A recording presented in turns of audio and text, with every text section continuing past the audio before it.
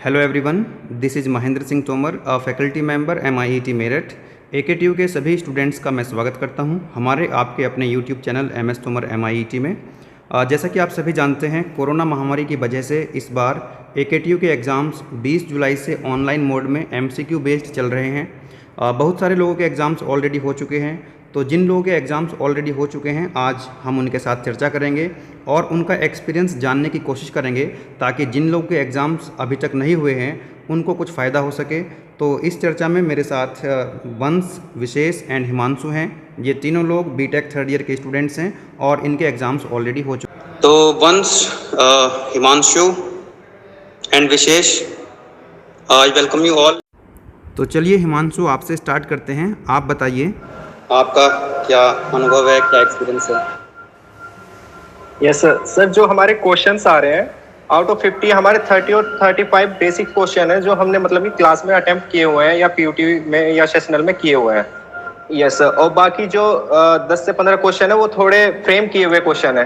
Question same है लेकिन उनका पैटर्न चेंज किया हुआ है। बस पैटर्न चेंज किया हुआ है, मतलब उनको भी कर सकते हैं, अगर कॉन्सेप्ट्स आपने पढ़ रखे हैं तो कर सकते हैं। यस सर, और आपने अगर थोड़ा भी बेसिक नॉलेज बुक से पढ़ा हुआ है, आप अगर MCQ रट के जाओगे तो नहीं कर पाओगे, लेकिन अगर आपने MCQ से अलग होके थोड़ा डीप नॉलेज ले रखी है, बेसिक नॉलेज, तो उससे आराम से अटेम्प्ट हो जाएंगे क्वेश्चंस। तो आपने जो क्वेश्चंस बच गए थे, एक तो आपने खुद कर लिए, कितने क्वेश्चंस आपने खुद कर लिए थे? सर मैंने 40 to 40 अप्रोक्स करे थे खुद से। और जो 8 क्वेश्चन बच गए उसमें आपने क्या करा फिर उनका? ऐसे क्योंकि नेगेटिव मार्किंग तो है नहीं, तो सारे अटेम्प्ट करे होंगे। यस सर, उसमें क्या हमको ऑप्शन अपने हटाने होते हैं, उसमें से मतलब कि चूज करने के लिए ऑप्शन को मतलब कि सिलेक्ट करना पड़ता है कि ये क्वेश्चन ठीक हो सकता है, ये ऑप्शन नहीं होगा, तो उसमें सर थोड़ा टाइम कंज्यूम होता है, लेकिन हो जाता है क्वेश्चन। मतलब ऐसे ही आपने ब्लाइंडली तुक्का किसी पर नहीं मारा है कि? No sir. ओके, हाँ आप बताओ भाई, क्या नाम है? विशेष। Yes sir. आप भी बताओ भाई, क्या मैसेज देना चाहोगे अपने जूनियर्स को, मतलब किस तरह से वो पेपर को अटेम्प्ट करें? सर सारे क्वेश्चन ऑलमोस्ट वही से सर जो कॉलेज में PDF दी थी सर, 35 से 40। और सर 4-5 क्वेश्चन सर ऐसे भी थे जो PDF में नहीं थे, लेकिन बुक्स के पीछे सर MCQ से उसमें से मिल गए थे वो। कुछ क्वेश्चन ऐसे भी थे सर। तो कितने मार्क्स एक्सपेक्ट कर रहे हो आप? क्योंकि सारे क्वेश्चंस आपको जो है मतलब आपके टीचर्स ने जो कराए थे वो सारे क्वेश्चंस आपको मिल गए, और तो मतलब कितने नंबर आ जाएंगे आपके? तो फिर 100 आ रहे होंगे सभी के? नहीं सर, कुछ में मिस्टेक भी होगी सर, न्यूमेरिकल क्वेश्चन से थोड़ा इधर उधर हो। चलो अच्छा, विशेष आप मुझे ये बताओ, इसमें न्यूमेरिकल और थ्योरी का अगर हम देखें ओवरऑल इन जनरल, क्योंकि मेमोरी बेस्ड है, सारे क्वेश्चंस तो सबको याद नहीं रहते हैं, आप 3 लोग हैं तो कुछ कुछ आप बता पाएंगे, मतलब ऐसा कोई पेपर था जिसमें न्यूमेरिकल का वेटेज ज्यादा हो गया हो, या ओवरऑल न्यूमेरिकल कम रहे, ज्यादा रहे, क्या आप मतलब कहेंगे आप? नहीं सर, ऐसा कोई भी पेपर नहीं था जिसमें ज्यादा हो गया, लेकिन सर मशीन डिजाइन में ऐसा हुआ था सर, एक भी न्यूमेरिकल नहीं आया था उसमें, तो काफी आने चाहिए थे, कोई भी नहीं आया। अच्छा, मतलब ऐसे भी पेपर्स हैं जिसमें कोई न्यूमेरिकल नहीं आ रहा है, जबकि न्यूमेरिकल सब्जेक्ट होने के बावजूद भी, है ना, थ्योरी ज्यादा यस है।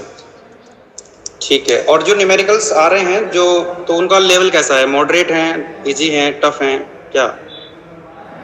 सर इजी और मॉडरेट ही थे सर, हार्ड ज्यादा थे नहीं सर। चलो वंश, आप मुझे एक बात और बताओ, वंश ठाकुर सर।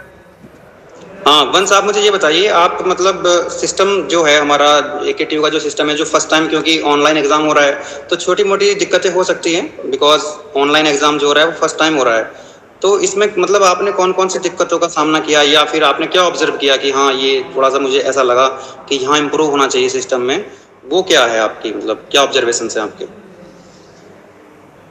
सर सॉफ्टवेयर में तो सर कोई दिक्कत नहीं है, बस एक चीज हो सकती है, मतलब जो नेटवर्क इशू हो सकता है ना, वो मतलब ज्यादातर बच्चे फेस कर रहे हैं नेटवर्क इशू। उसकी वजह से जैसे हम कोई भी, जैसे हमारा नेटवर्क चला जाता है तो फिर हम अपना नेटवर्क चेंज करते हैं तो हमें एक वार्निंग मिल जाती है, तो उस वजह से पैनिक हो जाते हैं काफी बच्चे। तो वो चीज नहीं करनी है, मतलब अगर नेटवर्क जा रहा है तो हमें 25 वार्निंग है तो हम अपना नेटवर्क चेंज कर सकते हैं, मतलब वाईफाई चेंज कर सकते हैं। अगर नेटवर्क इशू आ रहा है तो उसमें कोई दिक्कत नहीं है, अपने प्रोक्टर को बोल सकते हैं कि सर नेटवर्क इशू फेस कर रहे हैं हम। तो ओवरऑल सॉफ्टवेयर तो काफी अच्छा है, ऐसी सॉफ्टवेयर में कोई फॉल्ट नहीं है, बस एक मेन चीज यही है कि नेटवर्क इशू होता है तो थोड़े बच्चे पैनिक हो जाते हैं बस। वो नेटवर्क का इशू है, जैसे कई लोग गांव से, कई गांव में हैं, कहीं ना इसी लोकेशन में है कि जहाँ पर नेटवर्क इशू है। ये बात बिल्कुल ठीक कह रहे हो। कई बच्चों की कॉल भी आती हैं और कमेंट भी करते हैं यूट्यूब में वो कि मतलब पैनिक हो जाते हैं वो, जैसे कि प्रोक्टर ने उनका एग्जाम पॉज कर दिया कुछ समय के लिए, 2 मिनट 3 मिनट के लिए। तो वो पैनिक नहीं होना, ये बात बिल्कुल ठीक कह रहे हो। कई बच्चे परेशान हो जाते हैं कि हमारा एग्जाम पॉज हो गया है तो पता नहीं क्या होगा, यूएफएम तो नहीं बन जाएगा। तो इस बात से तो बिल्कुल घबराने की आवश्यकता नहीं है। पॉज करने का मतलब ये नहीं कि आपका जो है यूएफएम बन जाएगा, है ना। ये बात आपने बिल्कुल ठीक कही है। बच्चों को बिल्कुल भी पैनिक नहीं होना है। बच्चे एग्जाम दे देते हैं, एग्जाम देने के बाद वो घंटों तक जो है सोचते रहते हैं कि हमारा यूएफएम तो नहीं बन जाएगा। तो इस बात से बिल्कुल घबराना नहीं है। बस जो है आपको इस तरह की कोई अनफेयर मीन्स, मतलब कोई मोबाइल आपको इस तरह से यूज नहीं करना है स्क्रीन के सामने, या किसी से बात नहीं करनी है।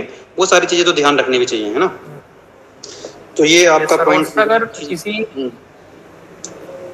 किसी पेपर में सर न्यूमेरिकल क्वेश्चन आते हैं, अगर जैसे मैथ्स है, फर्स्ट ईयर में मैथ्स होती है, फिजिक्स होती है, मतलब प्रोक्टर से पहले ही बोल दो कि भाई न्यूमेरिकल पोर्शन के लिए मतलब परमिशन ले लो, पेपर पेन यूज कर सकते हैं क्या सर? तो फिर हम नीचे यूज कर सकते हैं, वरना वो वार्निंग दे देते हैं। बिल्कुल ये बात ठीक है आपकी, क्योंकि इसमें बच्चे कई क्वेश्चंस में कमेंट्स देख रहा था, बच्चे कह रहे थे कि हम लोग जब अपना फेस नीचे की तरफ करते हैं ना, तो कैलकुलेशन करनी होती है, कई बार पेन चलाना पड़ता है, पेपर यूज करना पड़ता है, तो उस केस में वार्निंग आने लग जाती है।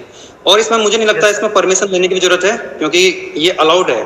कॉपी पेन पेपर अलाउड है, कैलकुलेटर इज ऑल्सो अलाउड, आप यूज कर सकते हैं। तो डेफिनेटली उसमें फेस तो नीचे करना पड़ेगा नीचे देखने के लिए, तो उसमें भी चिंता करने की जरूरत नहीं है। और एज ए प्रॉक्टर मैं भी कई ड्यूटी कर रहा हूँ यहाँ पे, तो इसमें परमिशन लेने की जरूरत नहीं है, आप कर सकते हैं। ठीक है, ये कोई ऐसा कोई अनफेयर मीन्स में बिल्कुल नहीं होगा। तो ये बात भी ठीक है आपकी। और कोई पॉइंट्स यहाँ पर आप बताना चाहेंगे वंश ठाकुर?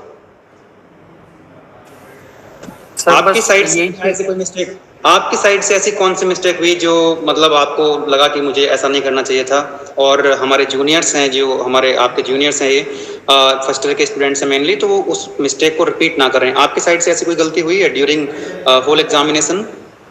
सर एक एग्जाम में मेरी हुई थी मिस्टेक, नेटवर्क इशू फेस किया था मैंने। तो मैं बार बार वो टूल बॉक्स खोल रहा था वाईफाई का चेंज करने के लिए, तो मुझे वार्निंग आ रही थी, तो उस वजह से थोड़ा पैनिक हो गया था मैं भी, क्योंकि फर्स्ट टाइम था मेरा भी। पर उसकी जरूरत नहीं है, क्योंकि मैंने फिर प्रोक्टर से बात की तो सर ने बता दिया कि आप ऐसे कर सकते हो, तो रिज्यूम हो जाता है टेस्ट वहीं से जहाँ से हमने छोड़ा है। मतलब ऐसा कोई दिक्कत नहीं है कि टेस्ट दोबारा से करना पड़ेगा। इसीलिए मैं चाह रहा हूँ कि आपका जो एक्सपीरियंस है ना, ये जूनियर्स के काम आएगा आपके। अगर उनके सामने, क्योंकि वही फर्स्ट एग्जाम देंगे जब, तो ये प्रॉब्लम आ सकती है उनके सामने, तो पैनिक होने की जरूरत नहीं है उनको। अगर आपका नेटवर्क चेंज करना है आपको, तो चेंज कर सकते हैं। आपका जो टाइम है वो भी खत्म नहीं होगा, वो वहीं से स्टार्ट होगा आपका एग्जाम, है ना। Yes sir. तो ठीक है, राइट। विशेष आप बताओ भाई, थोड़ा सा आपने ऐसी कौन सी गलती करी, मिस्टेक करी, जो आप चाहते हैं आपके जूनियर्स रिपीट ना करें इसको? सर ऐसा कोई कुछ हुआ नहीं सर, बस एक बार एग्जाम में दे रहा था, फ्रीज हो गया था सर। फ्रीज हो गया था, तो वो भी नेटवर्क इशू रहा होगा। फ्रीज हो गई थी सर, या सर मैंने टैब काट के सर दोबारा लॉगिन किया था सर, शुरू हो गया था सर रिज्यूम वहीं से।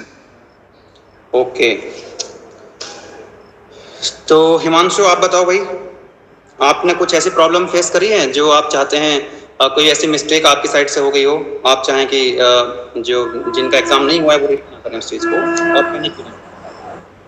यस सर, एक तो सबसे मेन पॉइंट है कि आपको एग्जाम कोशिश करें कि लैपटॉप से या सिस्टम से दें, अपना मोबाइल से कम से किसी भी रेयर कंडीशन में दें। क्योंकि मोबाइल से क्या होता है कि आप कॉल्स वगैरह बैरियर कर लेते हैं, लेकिन नोटिफिकेशन व्हाट्सएप वगैरह के नोटिफिकेशन आते हैं तो भी आपको वार्निंग मिल जाती है। या तो उसमें जाकर के सेटिंग करनी पड़ेगी, अंदर जाकर के कोई नोटिफिकेशन ना आए, है ना। Yes sir. एक्चुअली सबके पास एक्चुअली लैपटॉप है ना, सभी के पास हो सकता है कि कई बच्चों के पास लैपटॉप या डेस्कटॉप ना हो, तो उनको यूज करना पड़ सकता है, तो वो कर लें, कोई ऐसा वो नहीं है। हाँ, अगर ऑप्शन आपके पास है, लैपटॉप का भी ऑप्शन आपके पास अवेलेबल है, मोबाइल का भी, तो आप you can go through the laptop, है ना, ये कहना चाह रहे हैं। यस, अगर मोबाइल भी यूज करें तो फिर उसमें डेस्कटॉप साइट यूज करें, क्योंकि आपको अगर डायरेक्ट क्वेश्चन पे जाना होता है तो आप वहां से डायरेक्ट क्वेश्चन जा सकते हैं। अगर आप मोबाइल ऐसे ही यूज करोगे सिंपल, तो आप डायरेक्ट क्वेश्चन पे नहीं जा सकते जो आपने छोड़ा हुआ है। राइट, मतलब फाइनली अगर लैपटॉप है या डेस्कटॉप है तो उसी से आपको एग्जाम देना चाहिए, है ना। Yes sir. राइट। और एक बहुत सारे क्वेश्चंस बच्चे बहुत सारे पूछ रहे थे कि जिस डिवाइस से हमने रजिस्ट्रेशन किया है उसी डिवाइस से एग्जाम देना जरूरी क्या है? मुझे नहीं लगता ऐसा जरूरी है ना, ये जरूरी नहीं है। ऐसा जरूरी नहीं है सर, ऐसा जरूरी नहीं है। चलो, और आप में से तीनों में से कोई और कुछ अगर और कोई पॉइंट अगर आपका रह गया हो, आप डिस्कस करना चाहते हैं, कोई मैसेज आप देना चाहते हैं बच्चों को, तो दे सकते हैं। कोई तुक्का, अगर तुक्का कैसे मारा जाता है बाद में जो बच गए क्वेश्चन। हाँ वंश बोल रहे हो, कुछ बताओ। सर यही है कि अगर लैपटॉप है तो लैपटॉप भी प्रीफर करें, क्योंकि सर अगर हम फोन से देते हैं ना तो हमारा हाथ स्टेबल नहीं रह पाता, थोड़ा बहुत हिलता है तो वो सर वार्निंग आती है, नोटिफिकेशन वार्निंग आती है उसमें। तो अगर लैपटॉप है या सिस्टम है तो उसी को प्रीफर करें, फोन से जब भी दें अगर मतलब वो लैपटॉप नहीं है तो। ठीक ठीक, नेविगेशन वार्निंग आती रहती है बार बार। ठीक है। जो क्वेश्चंस बच जाते हैं उनका कैसे करते हो, तुमने ये बताया नहीं मुझे। जो क्वेश्चंस बच जाते हैं उनका इधर उधर से ट्राई करते हो कहीं से, या फिर मतलब बस तुक्का ही लास्ट में मार देते हो? और तुक्का कैसे मारते हो?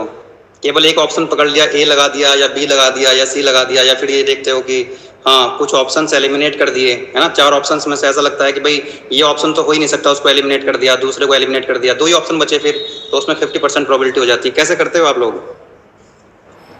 सर एलिमिनेशन मेथड सबसे बेटर मेथड है।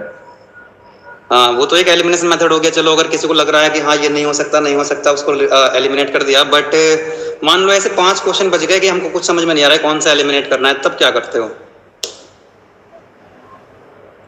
सर फिर तो कोई भी ऑप्शन लगा सकते हैं, क्योंकि नेगेटिव मार्किंग तो है नहीं वहाँ पे। अच्छा, एक ऑब्जर्वेशन मेरा है, आप मुझे बताना इसको।